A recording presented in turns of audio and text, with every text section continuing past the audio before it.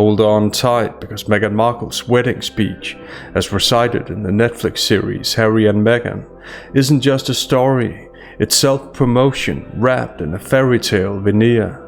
I'm gonna play it in full, then break it down line by line to uncover what Meghan's really trying to convey.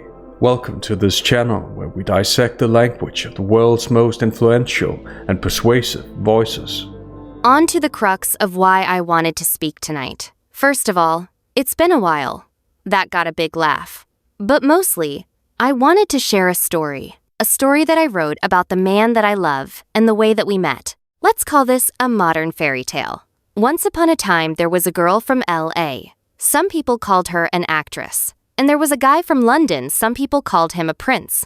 All of those people didn't fully get it because this is the love story of a boy and girl who were meant to be together. They meet on July 3rd, 2016 in London, and they giggle endlessly. So the next day, they have their second date and he brings her cupcakes because it's 4th of July. A bittersweet celebration, he says. Ironic, really. Her country's independence from his country. Yet in this moment, they know they don't want to be independent of each other. And after a month of long-distance courtship, they settle into the quiet of Botswana. And amidst whatever momentary worries that creep in, they look at each other and think, whatever world we're in. They would love and garden and travel and laugh and rack up more air miles than any couple could have. And when the tides were rough, they squeezed each other tighter. Nothing can break us, they'd say. For this love, she was a fighter.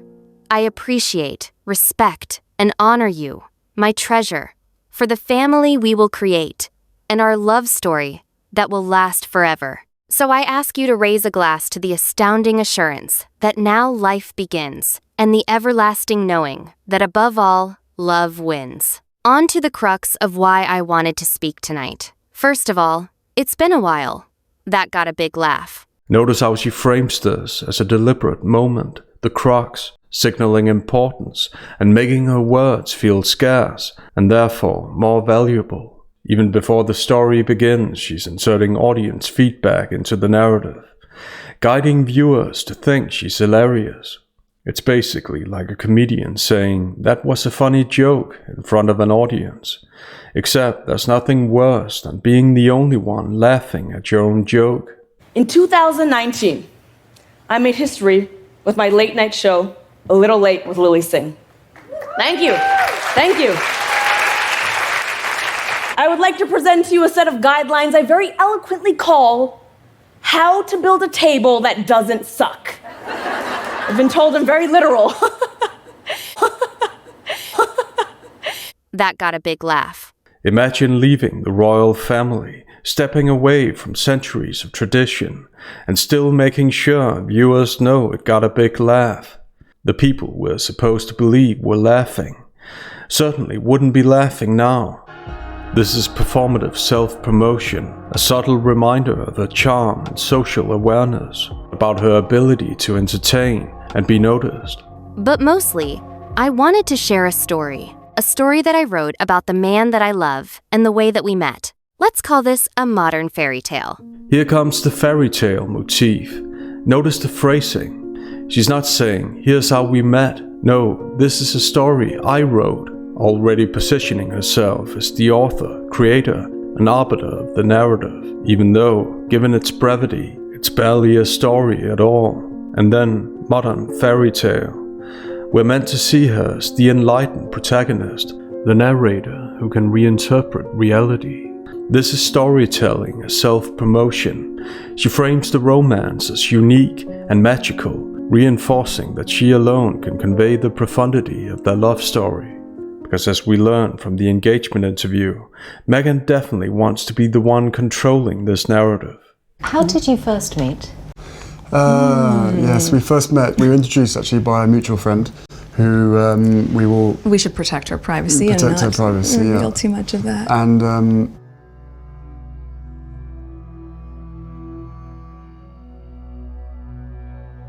this isn't the first time Meghan has described their love story as a fairy tale. In the Oprah interview, she compared herself to the Little Mermaid, a character who'd lost her voice but got it back In Meghan's case, by leaving the royal family. Which, by the way, doesn't make much sense because Meghan's voice was never gone. Notice what she says. She falls in love with the prince, and because of that, she has to lose her voice. If anything, Meghan gained a far bigger voice by marrying into one of the wealthiest families in the world. Yet, she somehow frames it as inhibiting, unlike in the engagement interview where she acknowledged the bigger voice she would gain. What about this new role? I mean, you're going to have a bigger platform, a bigger voice. What do you want to do with it? As you said, the causes that have been very important to me, I can focus even more energy on because It's clear that Meghan will shape the narrative however it suits the situation, before and after the wedding. Meghan's fairy tale metaphor is deliberately disconnected from reality. When she's not talking about fairy tales, she talks about movies, treating her life in the UK like a cinematic narrative. There was no guidance as well, right? There were certain things that you couldn't do, but unlike what you see in the movies, there's no class on how to speak, how to cross your legs. By setting these deliberately unrealistic expectations, she ensures that even a royal life could never measure up to what she thought she deserved. This reveals a striking sense of entitlement and self-importance. These aren't the words of someone trying to fit in. They're the words of someone who had already planned her exit. Once upon a time, there was a girl from LA. Some people called her an actress. And there was a guy from London. Some people called him a prince. So many layers here. Once upon a time signals whimsy, fantasy, and performativity. She's consciously turning a real-life story into a narrative, not a simple recollection. There was a girl from LA.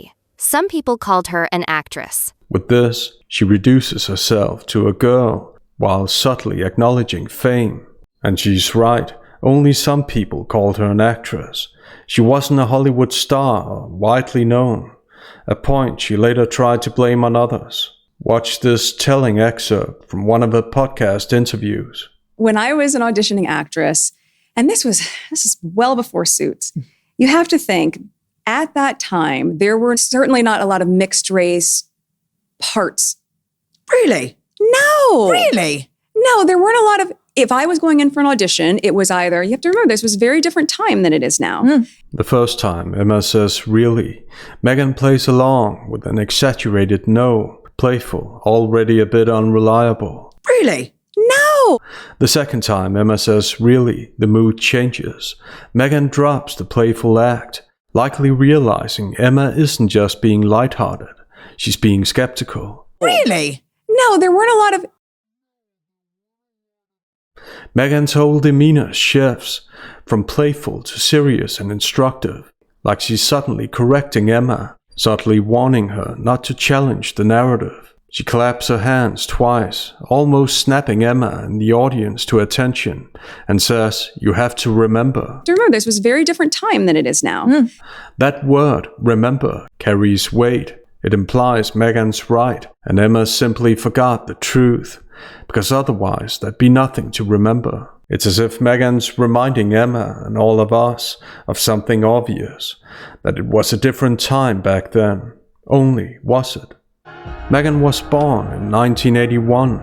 She was 30 when Suits aired in 2011, which puts her auditions and attempts at film and TV around the year 2000. By that point, diversity was already a talking point in Hollywood, and many actors of all backgrounds were achieving success. So Emma's disbelief, understandable. Really? But it's much more convenient to blame external factors you can't control for your lack of success than internal ones you could actually hold yourself accountable for, like talent. Also, Meghan didn't exactly start from scratch. She had access and connections, far from being an industry outsider. Well, are your parents in show business? My dad is a DP, yes. He was the lighting director. My dad. Director of photography. My dad. I didn't mean to make it sound so. No, it's all right. I'm just. Yeah. So I grew up on the set of Married with Children every day after school for 10 years. I was there. Wow. I know. I didn't mean to make it sound so. No, it's all right. I'm just. No, of course, she didn't mean to make it sound so industry. There's no way she would present herself as well integrated in the business, unlike regular people. Okay, back to the speech. Some people called her an actress. This phrase is deliberately vague. When Meghan talks about being an actress, she's actually referring to her role on Suits. Yet she emphasizes it so often that viewers might assume she was more established, or that the show was groundbreaking. Another layer of self-promotion baked into her fairy tale narrative. Just listen to this. I love women who I am able to look up to and say, they have done so much in terms of leadership, but also promoting diversity and what she's like USA Network, especially. I feel really proud of. Rachel could have been cast as a blonde-haired, blue-eyed girl, and they've really embraced changing the landscape of television in that way. Hyperbolically, Meghan claims they really embraced changing the landscape of television. She's painting the filmmakers as pioneers, when in reality, diversity, to use Meghan's preferred lens, which focuses on appearance and identity, rather than diversity of thought, has been part of television and film for decades. So even when talking about a show from 2011, Suits, she expects people to buy into her narrative that the casting was groundbreaking. This suggests a strategic narrative designed to elevate Meghan and her relatively short acting career by making it sound more significant than it actually was. That's why I do believe Meghan when she tells Emma she has to think this. You have to think, at that time, there were certainly not a lot of mixed race parts. You have to think. She needs Emma and the audience to buy into that narrative. If they don't, her brave and empowering life story falls apart. Now I really have to get back to the speech. There's just so much to unpack. Some people called her an actress. And there was a guy from London, some people called him a prince. Harry and Meghan can't be compared in this way. Their fame and recognition are on entirely different scales. Yet Meghan repeats the some people formulation when talking about both herself as an actress and Harry as a prince. This equalizes them, even though in terms of background, fame and wealth, they aren't equal at all. It's as if she feels the need to create the impression that she isn't far removed from the royal family status, even though she clearly is. It reminds me of the engagement interview, when immediately after Harry said he hadn't heard of her, Meghan retaliated by claiming she didn't know about Harry either, a statement that, unlike Harry's comment, is highly unrealistic. So how much did you, Prince Harry, know about Meghan? Had you seen her on TV? No, I'd never even heard about her. So no, I'd never watched Suits. I'd never heard of Meghan before, and I think for both of us, though, it was really refreshing because given that I didn't know a lot about him, everything that I've learned about him, I learned through him. I've never looked up my husband online. All of those people didn't fully get it because this is the love story of a boy and girl who were meant to be together. Notice the boy and girl phrasing. They were both in their 30s, yet she renders them childlike to make the story whimsical and playful. This serves two purposes. It softens any tension and frames her as the guiding, almost maternal narrative force. The line "didn't fully get it" positions Meghan as the enlightened one, the sole person who truly understands the significance of their love and of Harry as a person. Those people is distancing language and could be implying that even his own family doesn't fully understand. This is self-promotion through implied moral and emotional superiority. Harry's brother William certainly seemed to get it, probably because he understood that there was very little to get in terms of love, the word Meghan keeps repeating without convincing, but plenty to get when it comes to marrying Harry for fame and status. And I was defending my wife, and he was coming for my wife. She wasn't there at the time. And his frustrations were growing and growing and growing. He was shouting at me, I was shouting back at him. In recent interviews, Meghan also speaks as if she has authority over what the people closest to her should think and feel about her.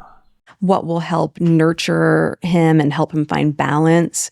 What's in his best and highest good? Earlier in the interview, Meghan made a statement, revealing a lot about how she views herself and Harry. What's the goal in Super Mario? They're like, slay the dragon, save the princess. I'm like, that's my husband. according to Meghan's conveniently oversimplified protagonist-antagonist framework. She's the princess, and Harry is her compliant partner, a servant, who deals with the dragons for her. Coupled with all the things Harry has said over the years, which have only added to the backlash, it doesn't seem like his balance is what's most important to Meghan. Help him find balance. It doesn't look like he's doing what's in his highest good. What's in his best and highest good? He was shouting at me, I was shouting back at him. It wasn't nice, it wasn't pleasant at all. And highest good. With statements like these, Meghan assumes authority over Harry, as if she's in control of his life. Harry saying the same about Meghan, or being allowed to say it about Meghan, is unthinkable. When Lily grows up, what are your hopes that she would share and say about her mother? I hope she says, I know that they'll feel like, oh my gosh, no one has ever loved someone more than the way our mom loved us. Meghan replaces Jamie's hope, indicating uncertainty, with no, indicating certainty, and Jamie's say with feel, as if Meghan has insight into their thoughts and emotions, not only right now, but also in the future. She modifies Jamie's question to give herself an even more self-glorifying answer. This self-repair is deliberate, evidenced by Meghan's pause and slower speech rate, which exaggerates all the positive feelings she assumes they'll have. Gosh, no one has ever... Once again, Meghan assumes authority over the people in her life. Realistically, it's impossible to know what someone will feel about you.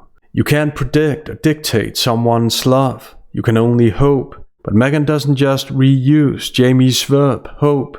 She acts as if she's omniscient. Why? Because this is about self-aggrandizement and performance. Because this is the love story of a boy and girl who were meant to be together. So this was meant to be, but her first marriage wasn't. Is that what we're supposed to believe? I wonder if she used the same meant-to-be cliché with her first husband. In a very literal sense, I do believe Meghan thought it was meant to be. She was determined to marry a prince as far up the social ladder as possible, which says a lot about what she believes she deserves. That has nothing to do with fate, fairy tales, or anything divinely ordered. Meant to be together. And I asked Oprah this when she was on the show, why did you say yes? And she just paused and she said, I felt it was divinely ordered. Maybe all of this, our friendship, you becoming our neighbor, the depth of our friendship, being able to be so authentically myself. They meet on July 3rd, 2016 in London, and they giggle endlessly. She provides the exact date, as if this moment were a historic event. The phrase, giggle endlessly, renders them childlike again, girl and boy, making the romance whimsical and playful. Look closely. Meghan frames the narrative through herself, using the pronoun they. She interprets the laughter, the magic, and the significance, while the audience never hears anything specific about what they actually giggled at. And having married into one of the wealthiest families in the world, I'm sure Meghan giggled quite a lot. So the next day, they have their second date and he brings her cupcakes because it's 4th of July. A bittersweet celebration, he says. Ironic, really. Her country's independence from his country. Yet in this moment, they know they don't want to be independent of each other. First, notice the symbolic framing. The cupcakes on July 4th aren't just a sweet anecdote.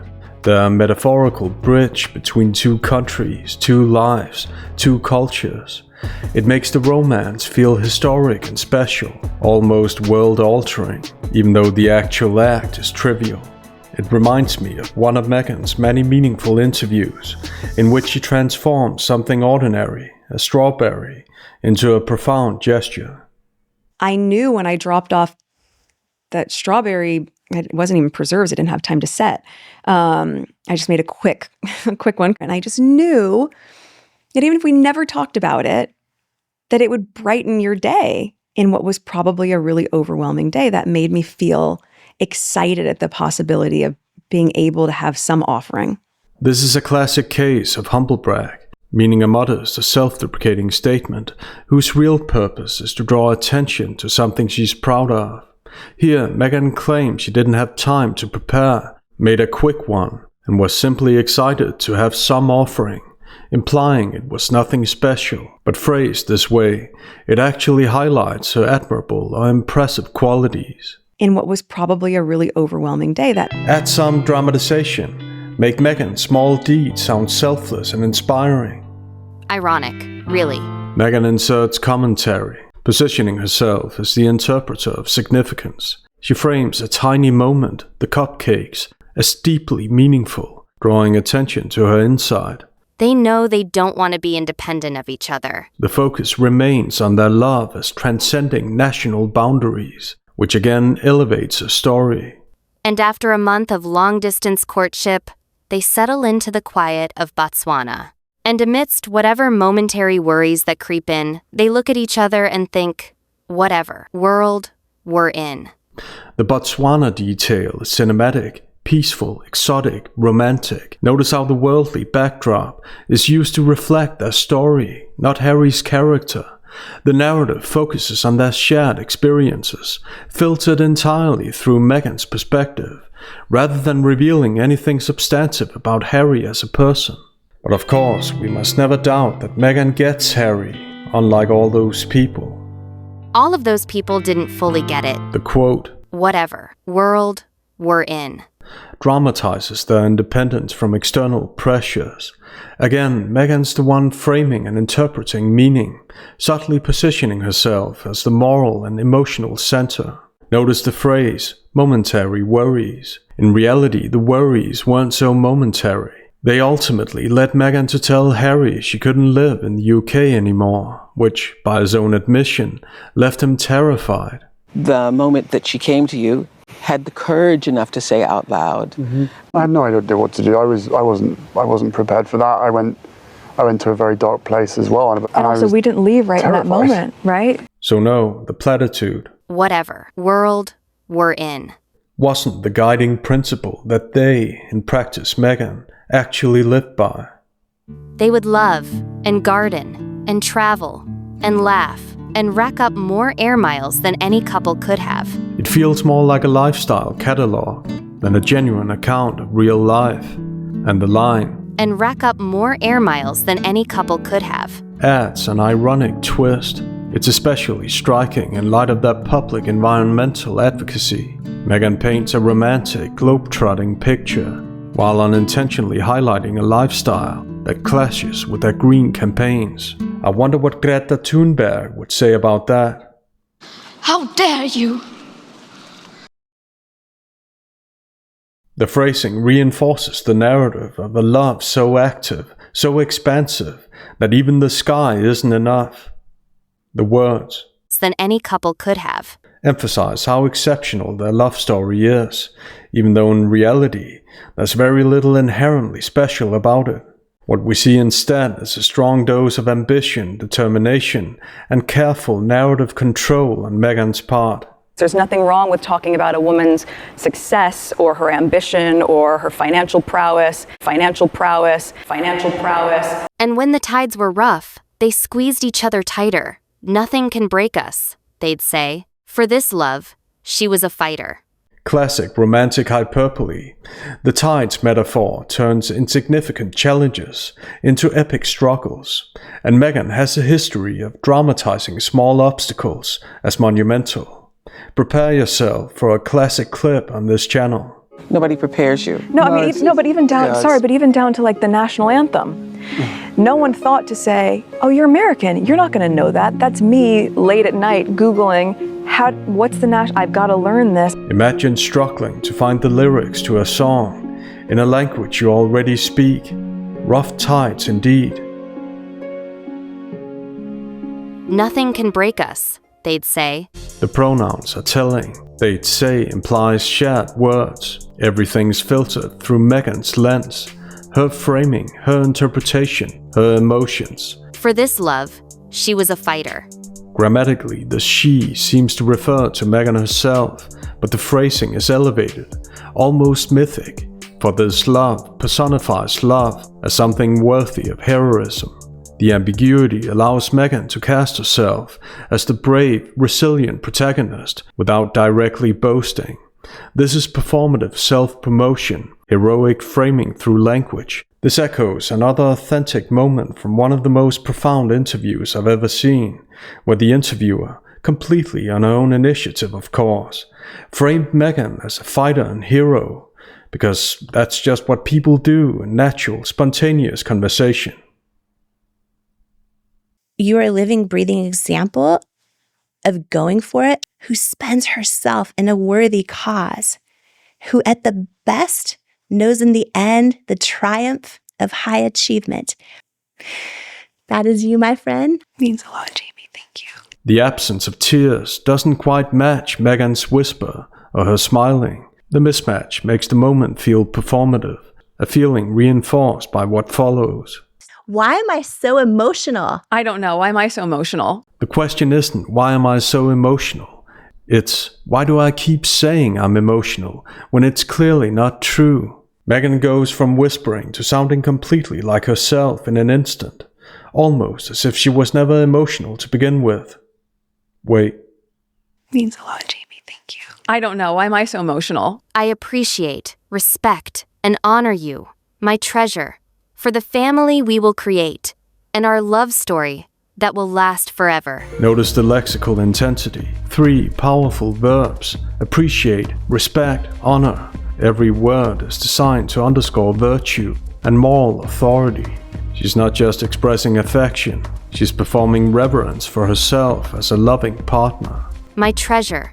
This is classic romantic hyperbole, a term of endearment that elevates Harry into a storybook character, while implicitly positioning herself as the person capable of recognizing and valuing such a treasure. And interestingly, we never hear how or why she supposedly appreciates, respects, or honors him, because she's been busy transforming this speech into a self-glorifying fairy tale. Look at how she frames the future. The pronouns are crucial. We will create suggests partnership, but the narrative lens subtly centers her as the orchestrator.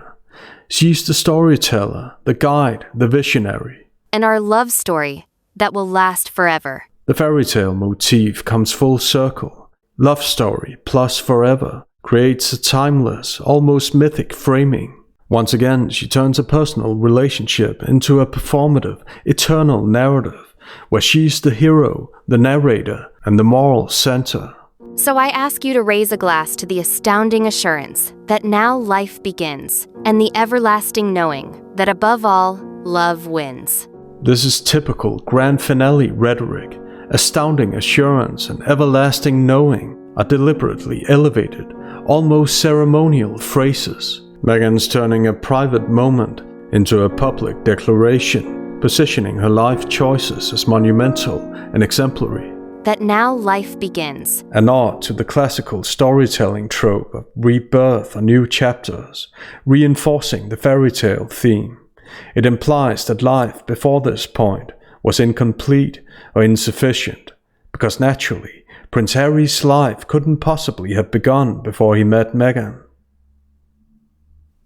Love wins. The ultimate moral conclusion. She transforms personal love into a universal and entirely unsubstantiated principle. The line is sweeping, grandiose, and performative. It's not just about Harry and Meghan. It's Meghan as the embodiment of love, triumphing. Self-promotion cloaked as moral truth once again. If you liked the video, give it a thumbs up and subscribe to the channel. See you next time, where love always wins. I appreciate, respect, and honor you, my treasure. You know, I mean, that man loves me so much.